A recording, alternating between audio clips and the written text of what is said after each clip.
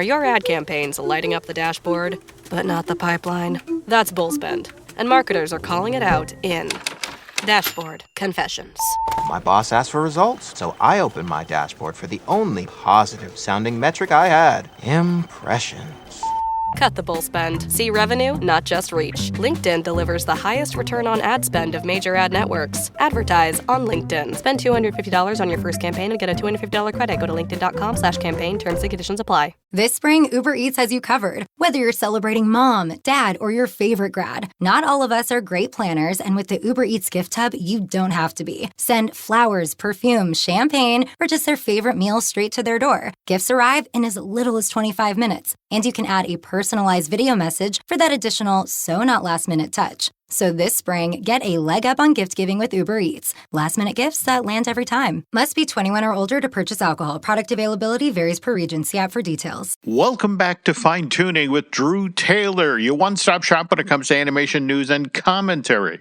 I'm entertainment writer Jim Hill, and Mr. Taylor, whose writings on the industry you can regularly read over on The Wrap, and whose musings on the Mission Impossible movies you can still listen to on Light the Fuse, the official Mission Impossible podcast. He and I are recording this week's show on the Sunday, May 3rd, 2026, and we really missed you last week, Drew. You were up at the San Luis Obispo. I'm sorry, I meant to do something, send in a voice note, something, but I was so strapped for time. I was at a media event at Disneyland on Wednesday and Thursday, and then Thursday night I drove to San Luis Obispo for the San Luis Obispo Film Festival.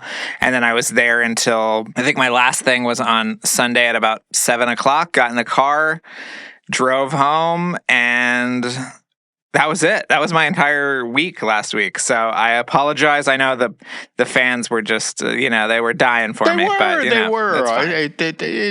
But on the other hand, please tell the nice folks who you got to interview while you were up there. So I did two kind of, 45-minute long kind of career retrospective interviews with Haley Joel Osment, who has starred in a number of direct-to-video Disney sequels, as well as the Country Bear Jamboree movie, The Country Bears, which you were on set for, Jim. I know. I was. There's one shot in that film where you can see my surprisingly large forehead, but that's it. So check it out, everybody that's revisiting the Country Bear. So I did one with him, and then I did one with Britt Lauer from Severance, who had a new movie playing. They both had movies in the festival. So so it was great. It was really great. Everyone was super nice. The festival is really cool. If you ever get a chance to get up there and check stuff out. And I've never been to San Luis Obispo before, so I immediately fell in love with the town. It's lovely. It's lovely. No, I visited there in 1985 en route. Took Amtrak out to Disneyland's 30th anniversary and stopped there and really, really enjoyed the town. Can we talk about who you'll be interviewing tonight once we wrap up recording? Or I know I'm so bad with promoting my appearances. I am doing a Q&A with Gene Simmons tonight at the Grove after the 8 o'clock show of Deep Water. There we go. The shark movie directed by Rennie Harlan. And I'm doing a Q&A with none other than Gene Simmons of Kiss. The demon, as his alter ego goes. Yeah, I love that. And if you get the chance, ask him about Toady Fields. All right, who evidently, a female Jewish comedian from the 60s and 70s, who she and Gene struck up a friendship on the Mike Douglas show of all things. So, if you get the chance. Anyway, well, folks, as for this podcast, Drew and I are recording on Sunday night, May 3rd, and that is the day before Star Wars Day. May the 4th be with you. And Drew, I have to ask, putting on your animation hat here, have you managed to catch any of the Star Wars Maul Shadow Lord, the episodes of that? I saw the first two. I think my wife was at dinner the other night, and that's the kind of thing you watch when your wife is not interested in what's on the television. But I thought it was a lot of fun. I like the Dennis Haysbert character, the kind of like secret Jedi creature that's hiding out. And I thought the animation was a pretty big improvement from sort of the Clone Wars days while still retaining some of that aesthetic. And yeah, I thought I had a lot of fun with it. Have you been watching it? I have. In fact, episode 9 actually drops on May 4th, and there are going to be 10 episodes of season 1, and my understanding is that season 2 is already in development. And what's interesting about this show, folks, is it's created by Dave Filoni, who has been chief creative officer at Lucasfilm since 2023, and he was named co-president along with Lin-Wen Brennan January of this year, replacing Kathleen Kennedy. And the reason we're bringing up Dave on fine-tuning is that, well, he started as a storyboard artist and assistant director. I want to say the first show he worked on was King of the Hill, and then he went over to Disney television animation and worked on Timo Supremo and Kim Possible. And from there, he went over to Nickelodeon and worked on the first season of Avatar: The Last Airbender. And evidently it was that work on that show that caught George Lucas's attention. And that's what led George to recruit Dave to, well, Drew just talked about this, Star Wars: The Clone Wars. There was the animated feature, which debuted in theaters in August of 2008, and then the series Clone Wars that ran from October of 2008, and 7 years of that, right? Or 7 seasons. And 7 seasons, and they brought it back later. They did. And speaking of bringing things back, if those of us who actually saw Clone Wars, the animated feature, will remember Jabba the Hutt's son, Rota, I believe, was how we pronounced it. He was little back then, definitely not cute. And I bring that up because you've seen the ads for Mandalorian Grogu at this point, right? Where oh yeah. Okay. So you've seen that Rota the Hutt is back, and not only that, he's grown up and he's buff. In fact, he's a mixed martial arts fighter. And I have to say, the timing of this seems kind of interesting, given that, there's that UFC event that's actually being held on the south lawn of the White House on June 14th. Now, mind you, Mandalorian Grogu will have been out in theaters for 3 weeks at that point. That opens on May 22nd. But I wanted to talk with you, Drew, about the box office predictions for Mandalorian Grogu. I'm sure you, putting on your rap hat here, have been hearing the same thing about what? Or as of right now, it's projected that this will make $80 million over its opening weekend, which, by the way, is the Memorial Day weekend. And that's actually going to be, supposed to be less than a Star Wars story made back in, dear Lord, that was 2018? 18. Yeah.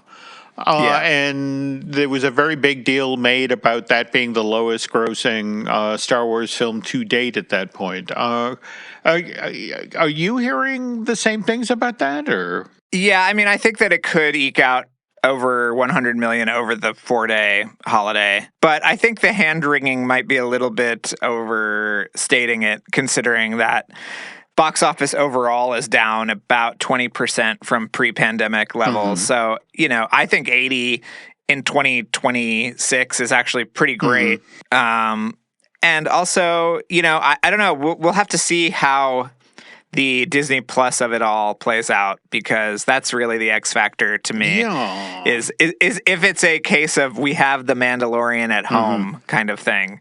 I'm very interested in that. aspect of it for sure. What Drew, of course, is mentioning is that, again, the Mandalorian Grogu is, is an outgrowth of the, one might argue Disney Plus first really big hit, The Mandalorian, which, debuted November of 2019 along with that streaming service. And we've had 3 seasons of that series to date, and I guess that's the story, that a decision was made that rather than making a 4th season of the show, they decided to go with this film.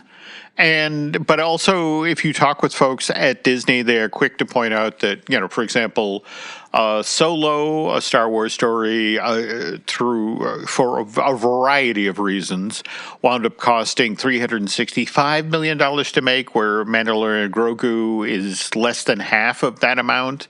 And more to the point, I think if you folks were paying attention to what just happened at the box office this past weekend with The Devil Wears Prada 2, that Disney did put together a pretty amazing promotional campaign for that film, and it overperformed in a big, big way, which we'll get to in just a sec. But before we do that, there's this.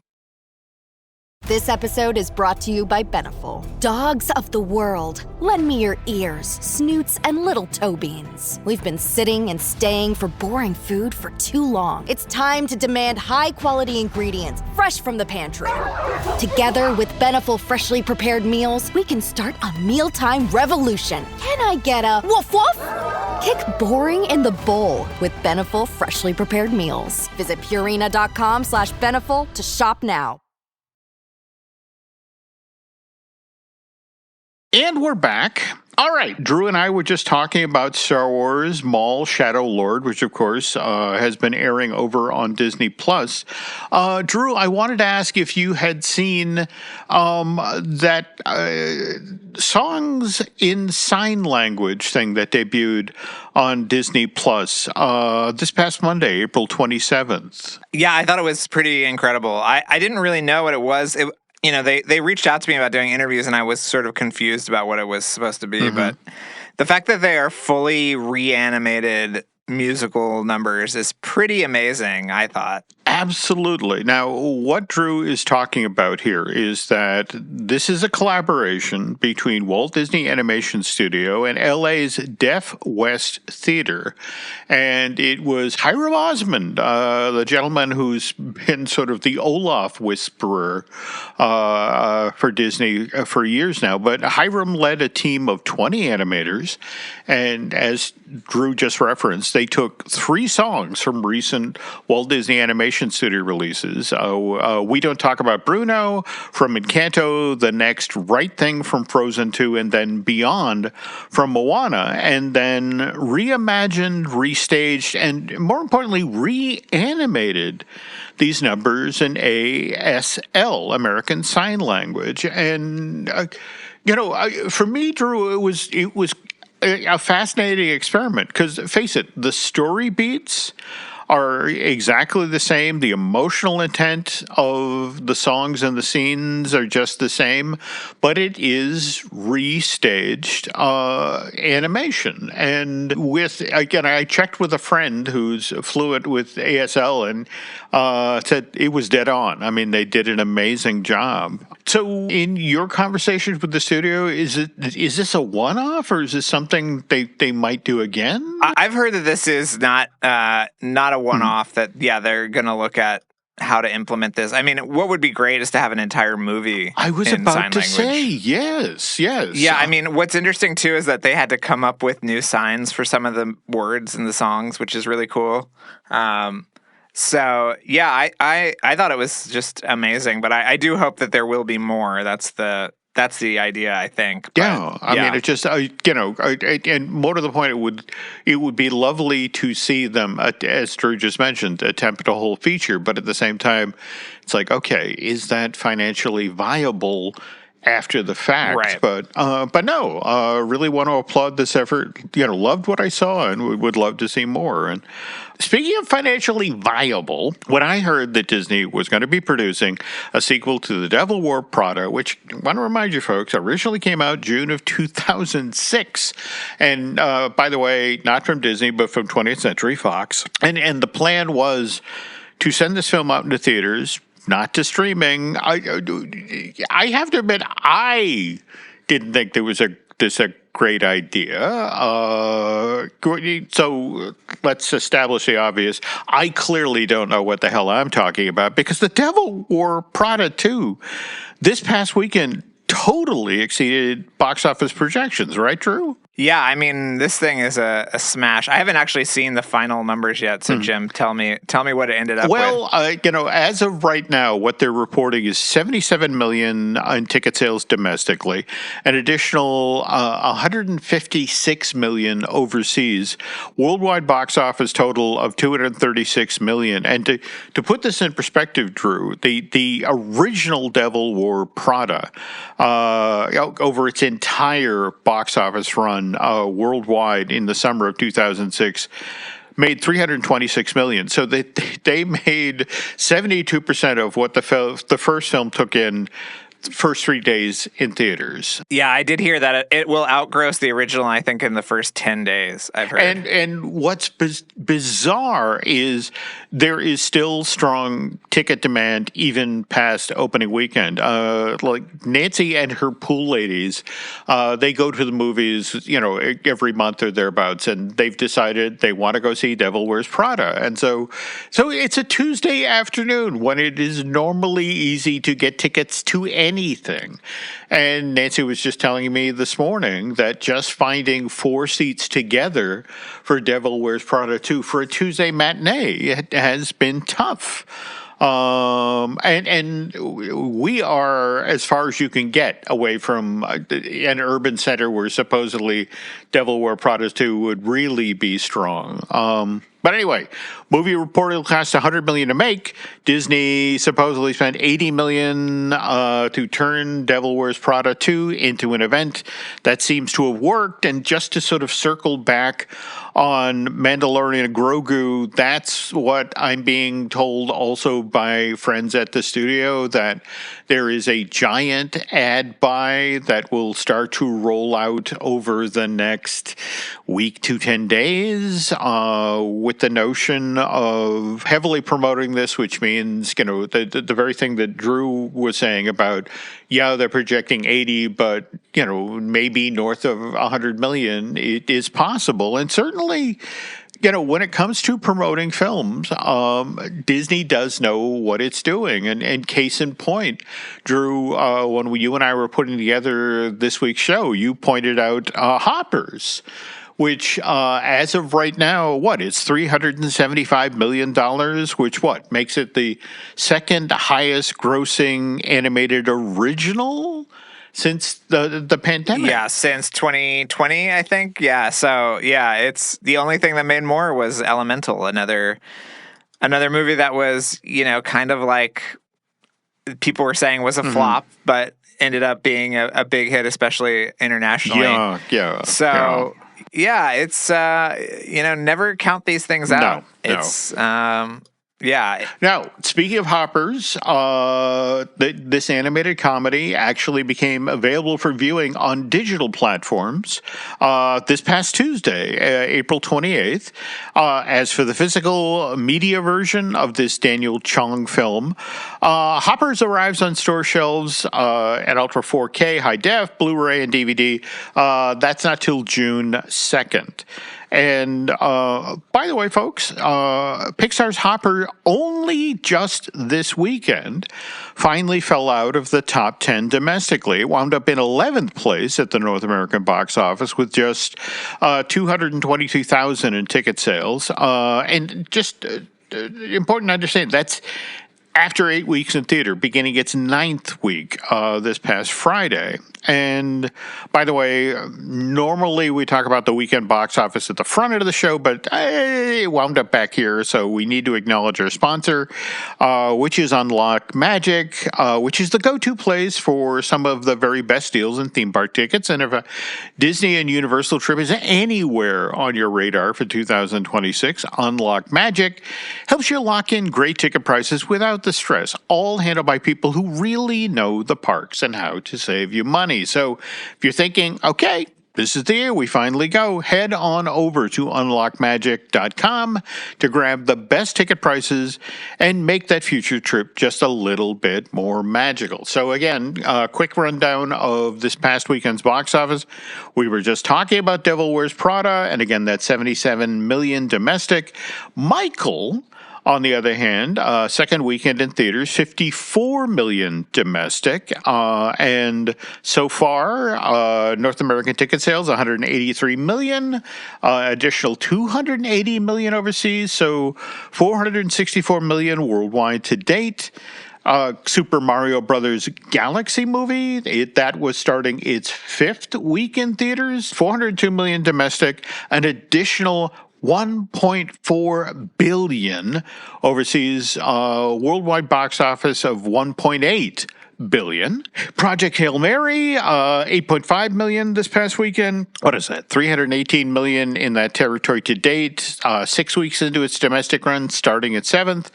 $471 million overseas, so $789 million worldwide. But it's this next one, Drew, that I, to be honest, surprised me because I had forgotten this was coming out. Animal Farm from Angel Studios. That's the Andy Serkis long in development adaptation of George Orwell's novel. I want to say 15 years now.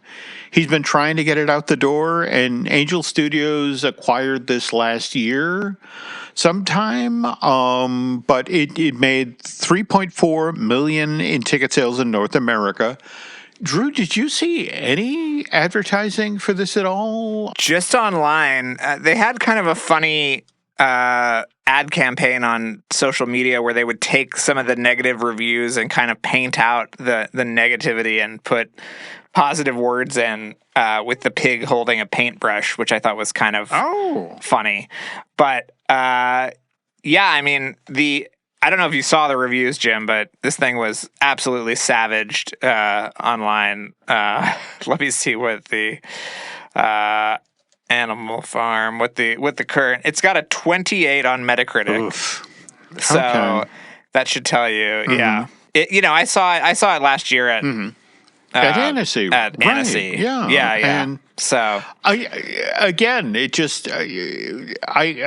was intrigued from when Angel Studios acquired this, and going forward, especially given how clever they were about David and marketing that and getting this out. I wondered how they were going to do, and well, okay, it'll be interesting to see going forward, given their business model, how this film actually does. Worth noting though, in ninth place, I know we talked about this one earlier on this year as coming from Sony Crunchyroll, but the time I got reincarnated as a slime, the movie, Tears of the Azure Sea, only did $1 million in domestic ticket sales, but we'll be fascinated to see when this one becomes available. Do we know if there's a Blu-ray or a DVD coming? There is a Blu-ray coming, but obviously it will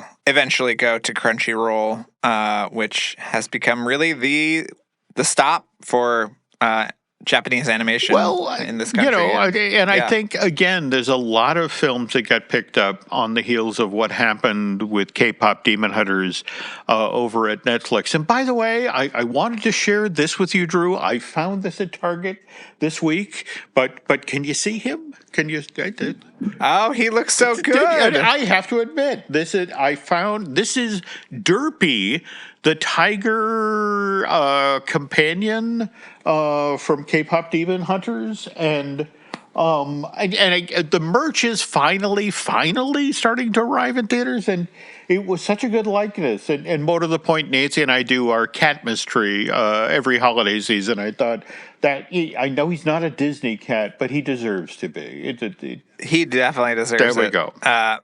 But the bird is not with him, the crow or whatever it is? No, or at least not yet. Again, like I said, the first wave of merch is hitting. So what's been kind of interesting is that our cats here at the house, and we now have 3 of them, Ginger, Moose, and Rocket. They just don't know what to make of this thing. All I know is wherever it was stored, it smells very interesting. They've been checking it out big time. Okay. Whatever the Chinese shipping container was. There we go. It came over in. I would love to get Nova's opinion on this. But all right. Anyway. Okay, that's going to do it for this part of the show, folks. We're going to take a quick break, and when we get back, as Drew mentioned, Annecy is coming up, and we'll get his thoughts on the lineup at this for this year's event. But first, there's this. Now streaming. Disney Plus invites you to go behind the scenes with Taylor Swift in an exclusive 6-episode docuseries. I wanted to give something to the fans that they didn't expect. The only thing left is to close the book. The end of an era. And don't miss Taylor Swift, The Eras Tour, the final show, featuring for the first time the Tortured Poets Department. Now streaming, only on Disney Plus. Tomorrow morning is knocking. Stock your fridge now. How about a creamy mocha frappuccino drink? Or a sweet vanilla? Smooth caramel, maybe? Or a white chocolate mocha? Whichever you choose, delicious coffee awaits. Find Starbucks Frappuccino drinks wherever you buy your groceries.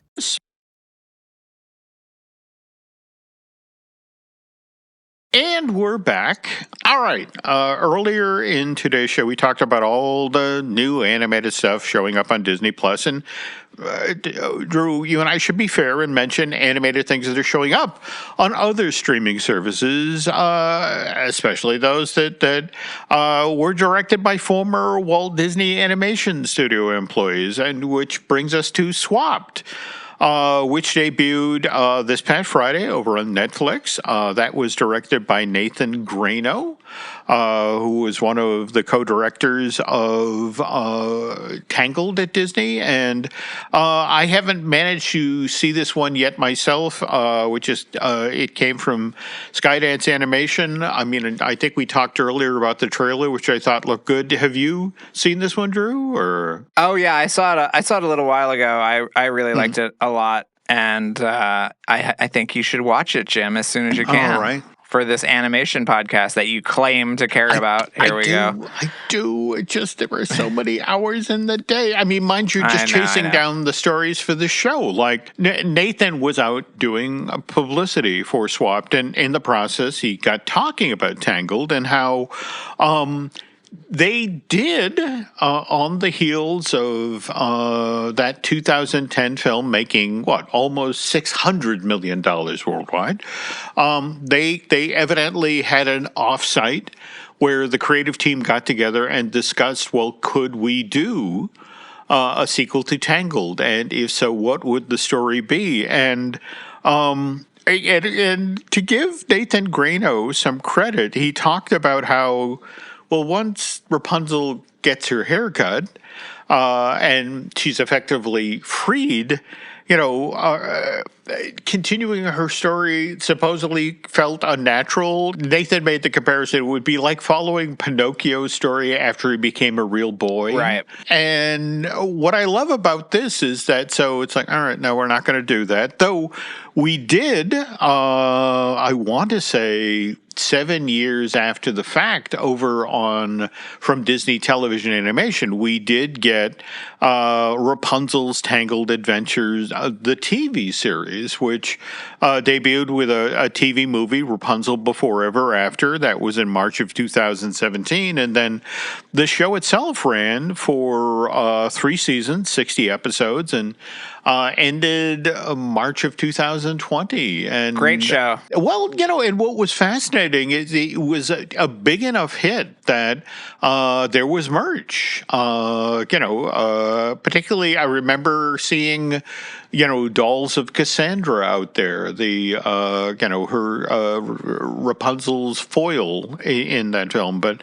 And speaking of film, the Tangled live-action redo is moving forward with Catherine Hahn as Mother Gothel. Did you see where Diego Luna had just got hired to play a yet-to-be-revealed role in this Michael Gracie film? I did see that. I'm excited. As the world's number one Andor fan, I am thrilled that Disney has decided to keep him in-house.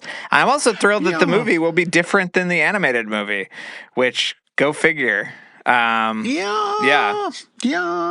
I'm not going to lie, though. He would... it's a very small role, but he would have made a great Rapunzel's dad. And I still think that that's one of the genius moves of the original Tangled is, showing how throughout the film how broken up the parents are, that, their child is gone and they can't find her. And by the way, also coming to the Mouse House is, did you see this? The Casper reboot? Yeah. I saw that it was kind of a bidding war situation. So,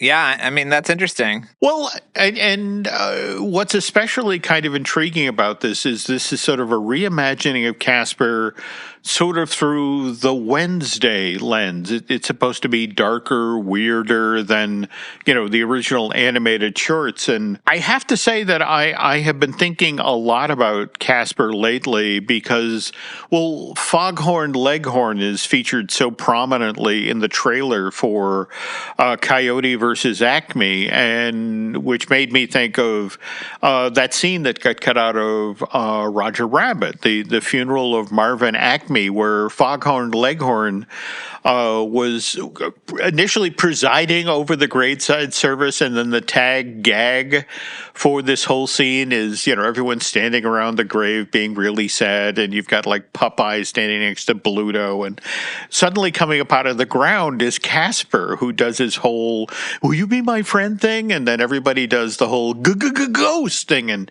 takes off. I don't think that was shot, was it? No, but it was just in the script. Okay. Well, but the interesting thing is, if you hammer on this scene, Marvin Acme funeral, there's a surprising number of the storyboards that were done for the scene out there, and you can see Catnip, again, another cartoon character from Paramount that, for some odd reason, Paramount just did not come through with characters for that film, which was weird because, again, that's where Michael Eisner had been in charge prior to that. But anyway, bringing this full circle, Drew, I have to ask, so what did you think of the Coyote versus Acme trailer? I thought it was great. Mm-hmm. I am just very excited there's some more stuff out there for it. And yeah, I'm just really excited for everybody to get to see this movie finally at the very end of the summer. On August 28th. There we go. Yeah. There we go. But before that, of course, at the very start of this summer, starting on June 21st,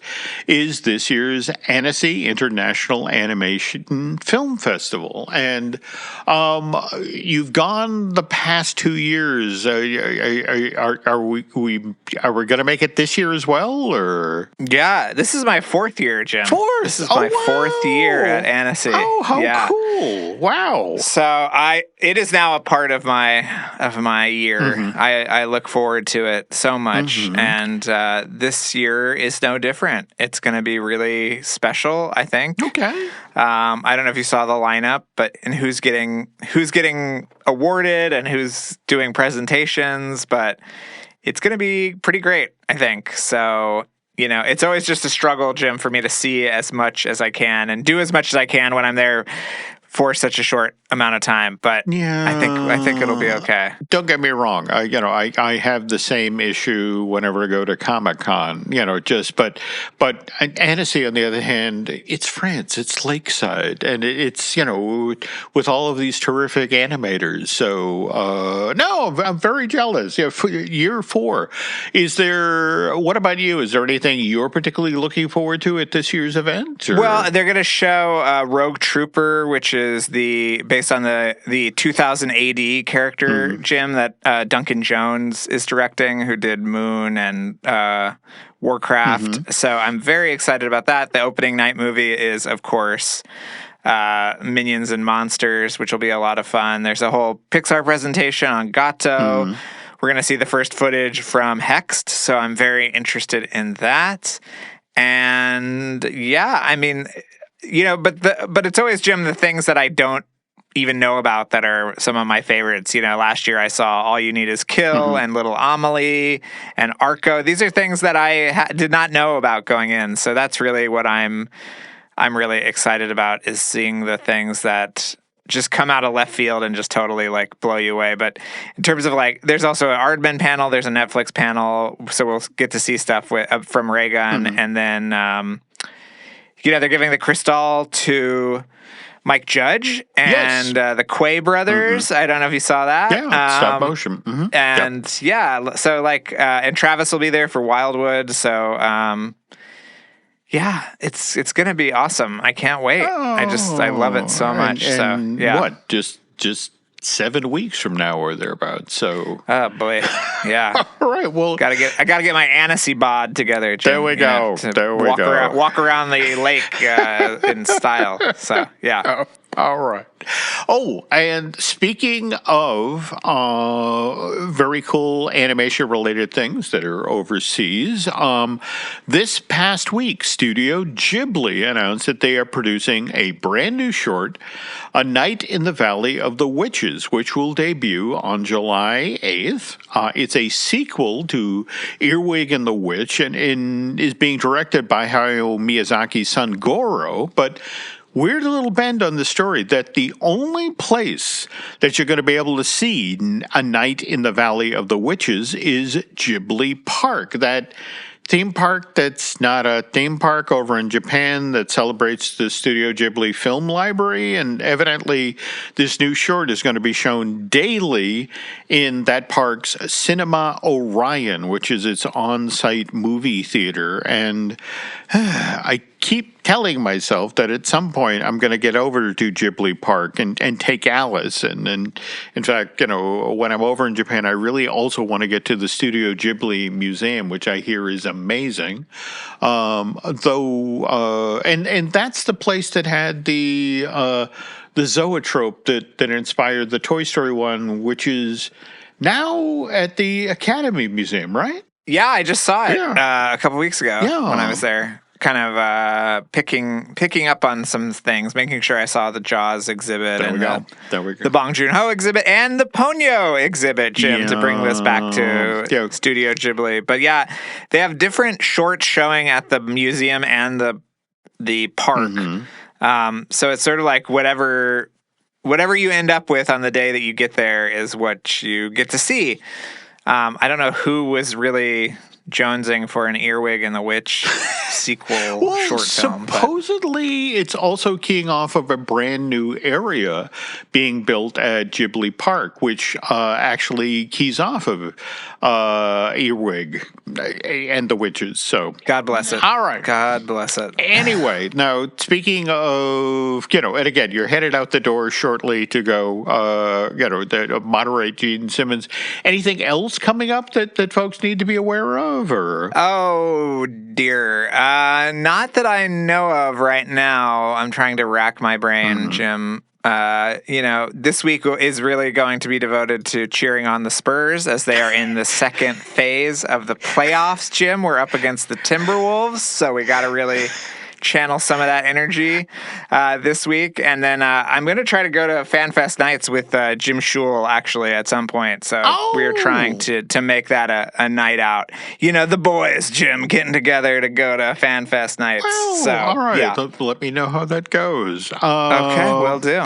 And me, travel-wise, at this point, all I've got book. In fact, Nancy just got my flight and my rental car lined up for this year's D23 Expo, and which is until August. And but when I'm in the rental car, I will undoubtedly be listening to my go-to podcast, which is Light the Fuse, the official Mission Impossible podcast. And Drew and his co-host, the equally talented Charles Hood, they recorded nearly 300 episodes of Light the Fuse, and I'm still working my way through the pile of those incredibly entertaining and informative shows. And speaking of entertainment, we have some other podcasts here at Jim Hill Media that you might find entertaining. These include Disney Dish with Len Testa, the Epic Universal podcast. That's the one I do with Eric Hersey. Likewise, I Want That Too. That's the Disney Merch podcast I do with Eric's bride, Lauren. And our newest show, The Case 4 with Chris Cox. And by the way, if you subscribe to Patreon this month on Disney Unpacked, in fact, we're about to record a brand new show about the Disney castles. In fact, Drew just mentioned our other host of that show, veteran Imagineer Jim Schul. And once we get that one in the can, we're going to be taking an in-depth look at the creation of It's a Small World. And speaking of creating, I want to thank Eric Hersey and David Gray for the great job they do when it comes to editing and production of this podcast. Also want to remind you folks that you can pre-order Drew's next book, The Art of Wildwood, which hits store shelves on October 6th of this year. And Wildwood, by the way, is the latest from Laika, and that stop-motion film will arrive in theaters on October 23rd. Don't jump to the end of the book, Jim, and try to spoil the movie for yourself if it comes out October 6th, 3 weeks before the movie. All right. Okay. I'll be good. Okay. I'll be good. Okay. And also have a favor to ask you folks, if you could head on over to Apple Podcasts and write a review of the show, likewise one for Light the Fuse.